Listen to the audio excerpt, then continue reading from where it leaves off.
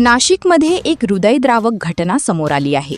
घराच्या गॅलरीत असलेल्या पाण्याच्या टाकीत पडल्याने 2 चिमुरड्या बहिणींचा दुर्दैवी मृत्यू झाला. या घटनेने संपूर्ण परिसरावर शोककळा पसरली आहे. मेरी लिंक रोडवरील मानेनगर परिसरात ही घटना घडली.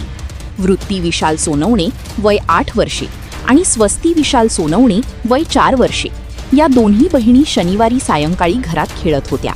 त्यांचे आई-वडील जवळच असलेल्या क्लिनिकमध्ये रुग्णांवर उपचार करत होते. दरम्यान वडिलांनी घरी जाऊन दोन्ही मुलींना जेवण दिलं आणि आई लवकरच घरी येईल असं सांगून ते पुन्हा क्लिनिकमध्ये गेले. काही वेळाने आई क्लिनिक बंद करून घरी परतली. मात्र घरात दोन्ही मुली दिसत नसल्याने त्यांनी शोधाशोध सुरू केली. यावेळी किचनजवळील गॅलरीत असलेल्या पाण्याच्या टाकीचं झाकण उघडं असल्याचं त्यांच्या लक्षात आलं. संशय आल्याने त्यांनी टाकीत पाहिलं असता एका मुलीचे केस पाण्यात दिसले. दोन्ही मुलींना तातडीने बाहेर काढून रुग्णालयात नेण्यात आलं. मात्र डॉक्टरांनी तपासल्यानंतर दोन्ही बहिणींचा मृत्यू झाल्याचं घोषित केलं. घटनेची माहिती मिळताच पोलिसांनी घटनास्थळी धाव घेतली.